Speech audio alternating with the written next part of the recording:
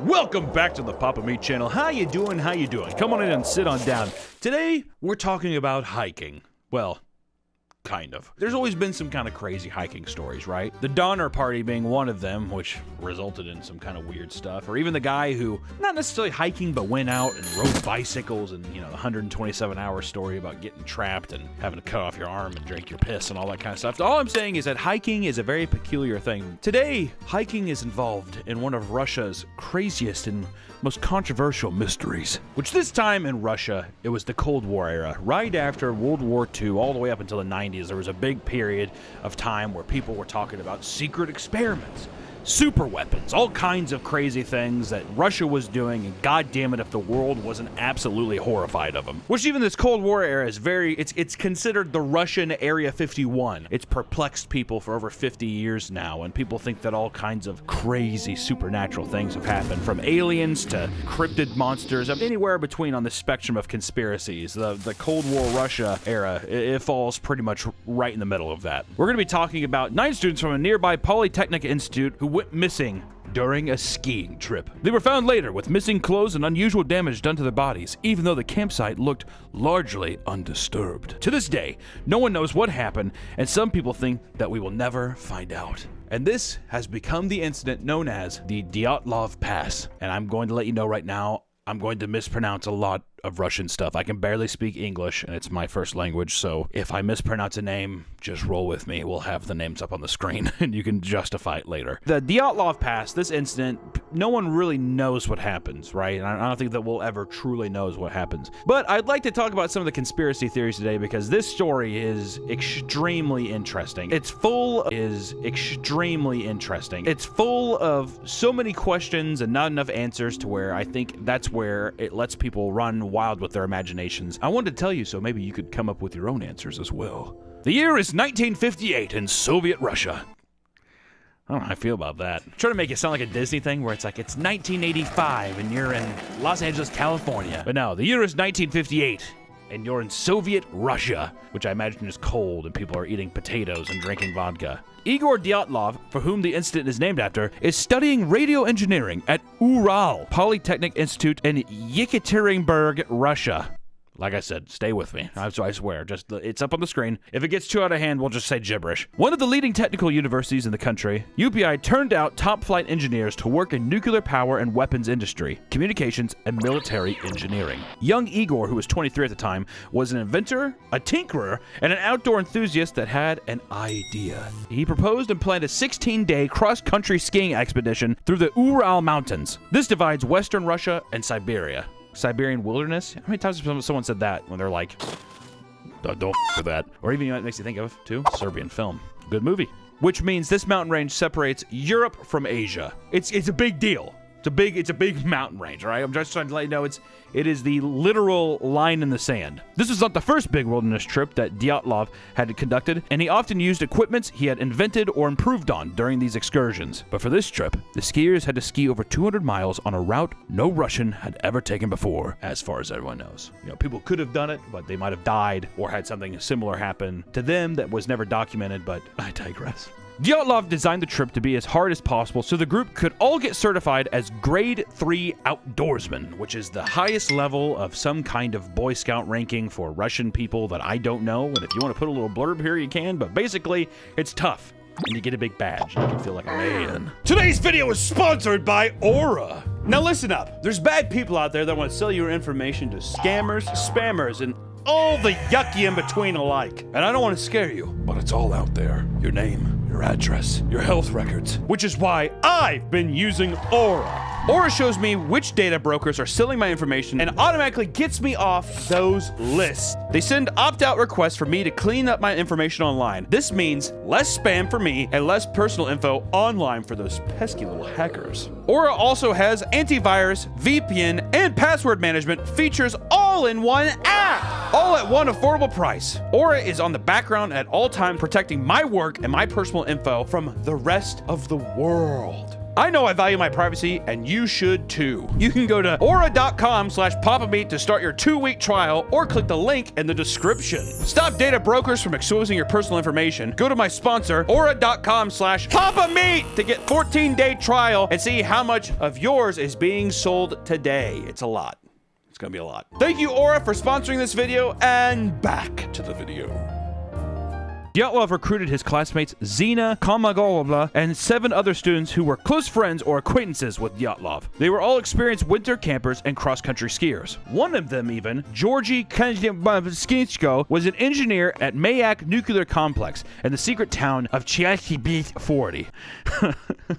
I gave up way too quickly, that's alright. It was the birthplace of the Soviet nuclear weapons program after the Second World War, and this place at the time was completely hidden and not visible on map. The identities of the 100,000 people living there were erased from the census. This happened for decades. So what's kind of interesting so far is we're getting into a spot where all of these people are very smart engineers. I mean, even Dyatlov, Igor, an inventor, a tinkerer, all of his friends go to this school with nuclear power programs. And it's building a theme. These people know too much and they're traveling in a certain area. What a delicious setup, isn't it? It's so weird, like, well, we're all just nuclear physicists who work with nuclear-grade weapons and arms. You guys want to go skiing, or what's going on with that? A few days before the group took off, however, the UPI administration added a mystery man to the expedition, Semyon Zolotaryov. No one knew why. He was a veteran of the Second World War with a curly mustache and odd tattoos. And at 37, he was also much older than the rest of the people going. The average being in the group around 22 years old. You know, like college people. I'll tell you what, dude, Simon, even in this picture, he looks mysterious. If this was a Guess Who map of who farted, he would definitely be the person where he's just like, was it me? I could have been me. I don't know. Tell you what, though, Yuri, he's got some ears on him. God damn. Igor looks like a frog. With all this out of the way, the trip finally sets forth. The trip officially took off on January 23rd, 1959. And up until the point of the disappearance, the trip was very well documented. The group kept a communal journal, and most of the people going kept individual journals as well. And at least 5 of the hikers had cameras on them, and most of their pictures depicted a group of young people, beautiful and energetic. This is definitely something that horror films are made out of. Like, this is the part in the movie where there's like, everybody's all laughing, and then we're all relatable. Dude, are you gonna ask her out this weekend? He's like, shut up, Igor. Maybe I will. F off, Yuri. Maybe I fucking will ask Simon Yakovlevich off. 3 days in, a man named Yuri Yudin was experiencing severe sciatica and had to abandon the trip and head home. Ironically, the person most likely to die on the trip had become the only person from the group to survive. Which Yuri coincidentally died in 2013 at the age of 75, which is kind of a, I mean, who cares? After he was gone, there was 9 people still continuing on their skiing expedition, waiting to have the time of their life so they can use wood and go down slopes of ice skiing. The trip had been easy, but they had yet to ski far distances and camp in the snow. The group was on track to meet their goal, and according to Dyatlov's itinerary, they intended to reach the tiny village of Vizhai around February 12th. Leaving Vizhai, the group officially went off-grid and into the wilderness. Dyatlov promised to send word to the university when they arrived on the 12th, but a telegram from the group never came. 8 days later, on February 20th, a search party was finally released. And on February 25th is when we get our actual incident of what is now known as the Dyatlov Pass. February 25th, an odd scene was found. An abandoned tent was discovered with personal items, food, and equipment inside. Food was laid out as if it was about to be eaten. Ski boots, axes, and equipment were neatly placed on either side of the door of the tent. The crew's cameras, journals, and clothes were stacked and neatly folded and left behind. The tent was found on a remote mountain referred by the Soviets as Height 1079, but the indigenous people of the area called it Kolot Skalk, or Dead Mountain. That's crazy. The indigenous people are just like, up there? You mean they went up on Dead Mountain? I wouldn't do that. But the biggest question began as everything's left behind. Clothes are neatly folded, so are the journals. I mean, everything looks like this is like an active campsite. But the biggest question arose, where did everybody go? After they dug the tent out of the snow, there was numerous slashes found all over the tent. About 100 feet downhill, footprints were found of 8 to 9 people walking toward the tree line. Weirdly, almost all the footprints showed that the students walked either barefoot or in stockings through the snow. This is already building to be something crazy. Now, an active campsite, they're all smart people, but now they're finding footprints that are barefoot or in stockings. They're not even wearing their shoes. What the hell could have been? Why? Like, why? One person to be wearing a single ski boot. The search party followed the prints for 600 to 700 yards, and then the footprints just vanished. The next morning, searchers found the bodies of Krikovicensko and Dronskiensko under a tall cedar tree at the edge of the forest. They were found next to a dead fire in only their underwear. But above in the tree, there were broken branches, and on the trunk of the tree, bits of skin and torn cloth were found. Later that day, 2 more bodies were found, Dyatlov and Kolmogorova. They were farther up the slope, facing the direction of the tent with clenched fists. It appeared that they had died walking back towards the tent. And a few days later, a 5th body was found. It was Slobodin. These fucking pictures are gruesome, which we have to blur them now, but we will have them uncensored and up on Patreon. Feel free to sign up there. You'll be able to look at the Dyatlov past pictures free. Don't look on the website. Go through me. After looking at all of the bodies, we finally got into the autopsies of the bodies. People were able to take them off the mountain and see, and the pictures are pretty gruesome. So I will say, viewer discretion advised if you do go look at them because, you know, they're fucking dead bodies. I don't know what else to tell you. Which, the autopsy of the first 5 bodies revealed bizarre results. All 5 students appeared to have died from hypothermia, but something didn't feel right. Krivonzhensko had blackened fingers and 3rd-degree burns on his shin and foot, and inside his mouth, a chunk of flesh from his hand was found. What? Doroshenko's body had burned hair on one side of their head and a charred sock, and all of the bodies were covered in bruises, abrasions, scratches, and cuts. When they found Slobodin's body, he was revealed to be the one walking around in sock and a boot. His autopsy showed he had also a fractured skull. Following these findings, a homicide investigation was underway. This was led by prosecutor Lev Ivanov. During this time, a seamstress looking around noted that the slashes came from inside the tent. This meant that the people inside were escaping from something. But once again, the question arose, from what exactly? Somebody locked them in somehow. They were apparently locked in enough to where they felt like they had to slash their way out. So realistically, I'm thinking that maybe, I don't know, delirious, something crazy where they thought something was trying to get them and they couldn't get out, so they cut through the tent. It's very odd, especially the idea that they all ran away and they were all affected. If it was just one person, you could see like, oh, maybe some kind of drug was administered, some kind of like weird psychosis or something, but it's odd. It's odd that they all also went 600 to 700 feet away from their tent, which was like perfectly well managed. They had been perfectly documenting what they were doing so far, but now it's just like on one random night, there's all these different things that indicate that there was some kind of not only disturbance, but a altercation, a struggle. There was a couple theories early on in the investigation, one of them being the Gulag escapee theory. The area where the bodies were found were close to a few of Stalin's prison camps. An early theory was that an escaped prisoner encountered these students and brutally murdered them. In fact, Ivdel Gulag was extremely close, but the Gulag confirmed that no one escaped, and also the fact that everything was left as it was at the campsite ruled this theory out. Which, yeah, it is kind of crazy that they were by one of Stalin's prison camps, but still, it doesn't explain like why everything was still folded. And also, a group of 9 20-year-olds couldn't overpower one man. Even if someone did get hurt or like, yeah, you got cut up, you would assume that they could handle a person, one escapee. The next theory was that Yuri Yudin did it. Yuri was the only person who knew exactly where the group was heading, and he was also the only person from the group still alive. Many believed his back pain was a ruse. So now the guy who bailed out early, now people are like, what the f do you know? And he's like, I left because of my back pain. What the fuck am I supposed to do? But when they brought him out to the campsite, he was deeply disturbed by what he saw, and he noticed something that no one else had. Some of the hikers were wearing clothes that weren't their own. That is a fucking bombshell. Not only is Yuri seeing all of his friends dead and mutilated pretty much, but now also the realization of being able to look past the burns, frostbite, all the horrible shit. He's also just like, that's not his shirt. That's like his shirt. Like they swapped clothing somehow. So many super compelling mysteries unfolding. My God. Yuri also had an alibi that he was visiting his parents in his home village after abandoning the trip. This proved to check out, and he was cleared of all the investigations. Another theory was Mansi sacred land theory. The Mansi were native people that lived near the area where the bodies were found. It was thought that the hikers might have stumbled upon a sacred land which angered the Mansi and led to their death. In addition, the group had 2 women with them, which could be viewed as even more of an affront, because the Mansi don't like women. I know that's not very PC, but the Mansi don't seem to care, all right? But the Mansi were very helpful through the investigation. I mean, they were very communicative with the detectives. You know, there was really no reason that they were trying to hide anything. They seemed like they were just doing nothing but helping. Also, they said that the land was not sacred at all, and it was actually viewed as barren, useless stretch of land. The night of the group was supposedly killed. Many Mansi reported seeing a huge fireball shoot across the sky. A huge fireball. What does that mean? It almost makes it seem like a rocket, like a missile or something, like some kind of thing like that. Or an alien. Are we getting aliens involved now? Could be. This was the last photo captured by Yuri Kokoschenko film roll. It was a different Yuri. There was 2 Yuris. This was the guy that was actually part of the group, and this was one of the last photos, which is like a blurry kind of image showing something, but it does look like a bright light. Don't know what it is exactly. Not the best photo quality, but if I was a betting man, if I had to be legitimate about it, I'd say it's a UFO. Which also leads to the question, did they see something that they weren't supposed to? Once again, the question still arises.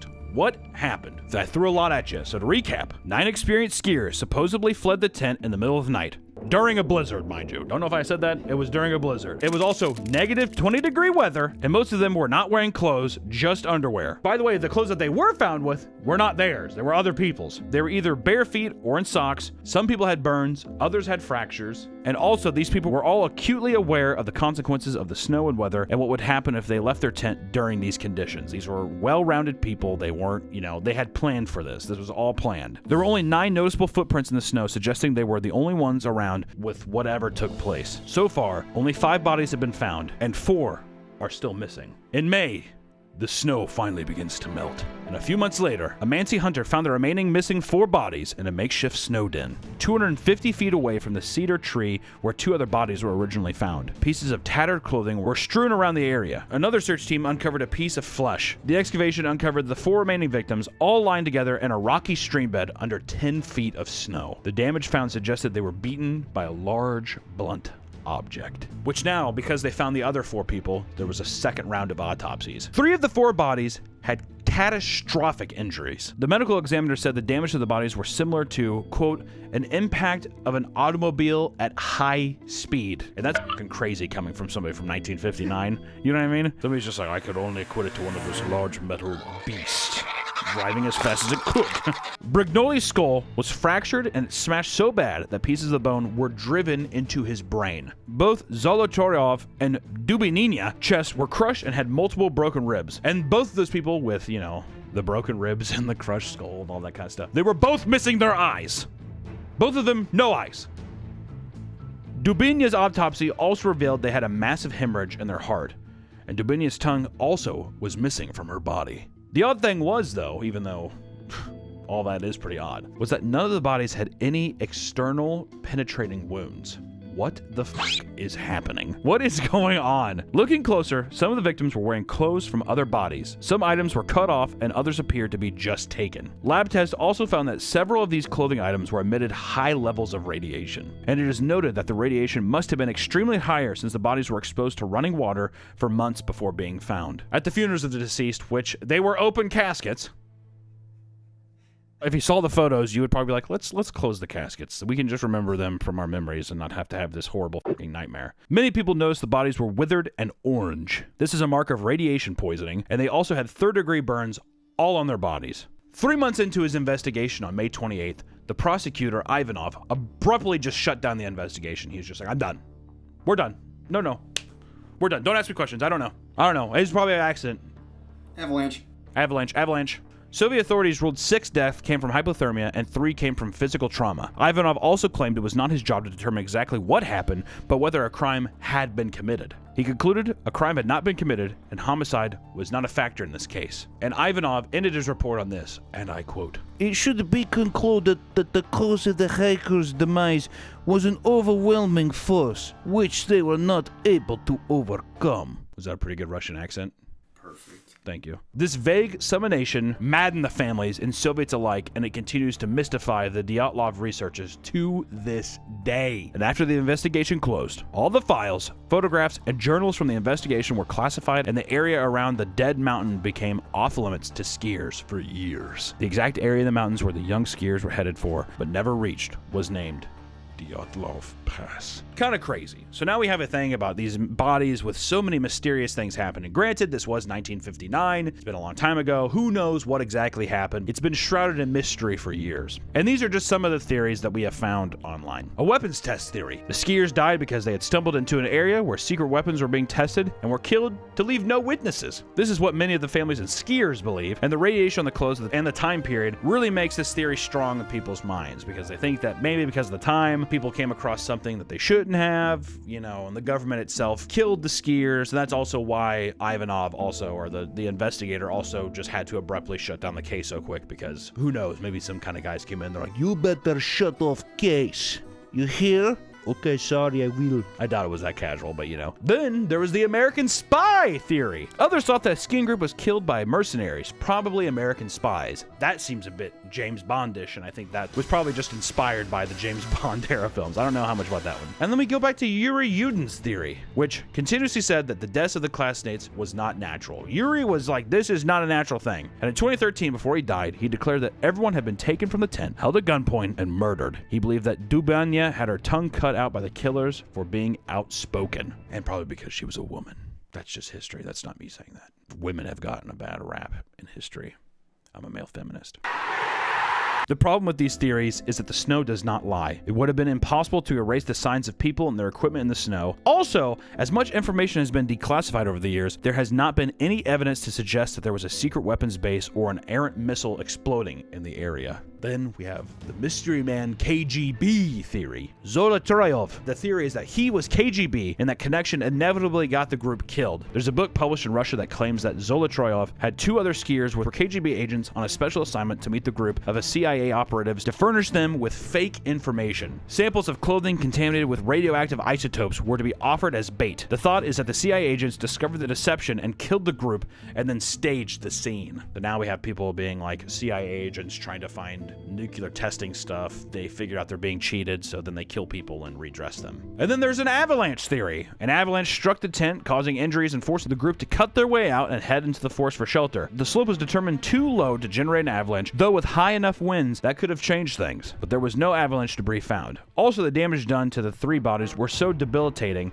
that there was no way that they could have gotten to the stream bed if they sustained them in the tent. And there were no signs of the bodies being dragged. And then my personal favorite theory, which is the Yeti theory. The most entertaining theory and quite popular is that the group was attacked by a Yeti. A major contributing factor to the theory is because of the final photograph found in the Theobald Briganol's camera, which reveals a dark figure advancing through the snowy forest. Apparently the group was joking about Yetis a few hours before they had died. There was also a satirical article about Yetis seen in the area on the Ural Mountains found at the campsite, which that is a very mysterious photo. But it could have also been, it was a joke. If they saw the parodies of it, it could have been people that they were staging it and he took a photo of it. Who knows? Tigers, brown bears, a more realistic version of the Yeti theory. The state some of the bodies were left in, especially the ones with crushed chest and those missing their eyes and tongue, led some to believe animals got into the campers. If a bear wandered into the campsite, it could be a reason why everyone fled in the snow without their clothes on. Seems a little more realistic, but then again, I feel like you wouldn't see the bear tracks. There's just no other tracks. That's why I'm like, are you sure? The bad vibrations theory. Writer and filmmaker Donnie Ekar suggests that a high winds passing over the mountains created infrasound, and that this induced such terror that the skiers fled the tent, and then paranoia took hold and the cold escalated events leading to their odd deaths. If they ran out from fear, why weren't they wearing any clothes though? Paradoxal undressing occurs during fatal hypothermia, where the person suffering from it feels the body become way too hot, on fire even, and they start to take off their clothes because in their mind they're burning alive, but really their body is freezing to death. But all of them though? That's what I'm saying. All of them had that happen simultaneously at the same time? I don't know. The heat theory. Carbon monoxide poisoning from the heater they used. This could cause the group to not be thinking clearly and make bad choices. Though, it doesn't really explain anything else that happened. And the bludgeoning, all that other stuff, right? Or the Mansi mushroom theory, which the Mansis sometimes hung hallucinogenic mushrooms off trees to dry. There's a theory that the skiers ate the mushrooms without realizing and succumbed to sudden madness, which let me tell you, if you've ever seen the movie Climax, that's a movie about a theater group. Someone spikes the punch at a theater group with LSD or something, and it causes absolute chaos, and it turns into this very violent thing. You never know. Could be some weird hallucinogenic. I mean, especially if they did it all as a group. Maybe they made some kind of tea out of it. Who knows? Could be very deal. And then they sit there and they gouge their own eyes out or something like that. But I feel like you would see that in their hands or something. 30 years later, prosecutor Ivanov, now retired, published an article claiming that when he was compiling his investigative reports in 1959, he had been pressured to not include his views on what he thought had happened. And you already know where we're going with this. The title of his article?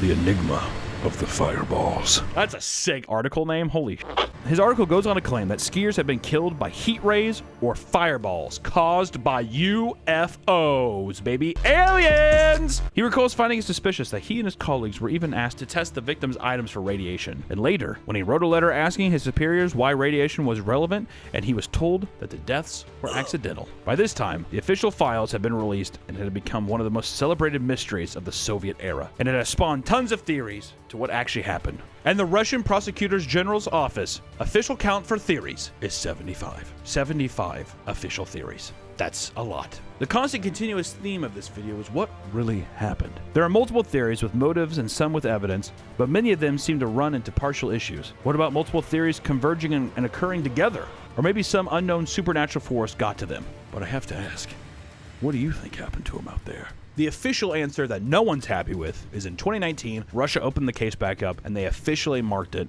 as an avalanche, which could explain cutting open their tent to try to crawl out because the other parts may be sealed up, but it doesn't explain the fractures, to my opinion. It doesn't explain why the eyeballs are gone, why the tongue's missing, why they're all in different directions, and why some of them were up in a tree, their skin up in trees, and they're all switching clothes. Could it be that they just threw on whatever was closest around them to try to stay warm, or was something more at play? If my imagination could run wild, I'd like to think that it was a supernatural force somehow. I don't know how. It's the funnest option, and it also makes me feel like, I don't know, at peace with them a little bit. Like if something did supernatural happen to them, it's something that they totally could not have controlled, and it wasn't man-made. It was just like this inexplicable force, which is the same with an avalanche or whatever else, but these deaths just look so harrowing. And honestly, the Dyatlov Pass is one of the craziest mysteries I've ever heard, so I hope something more goes into it. I'm sure that this avalanche answer from 2019 is not satisfactory to a lot of people, so I'm curious to see what happens. Without further ado, that was the Dyatlov Pass. I hope you all have your mystery hats on and you go try to find answers yourself, and please report back to them in this comment section because it helps. Also, smashing that like button and ringing the bell lets us know too. I don't even know if that's still a thing, if people still even do that, but it doesn't matter. Thank you all so much for watching me today. I appreciate you. Have a good rest of your day, and for the love of God, if you go skiing, don't go to Russia. Take care, everyone. Bye-bye.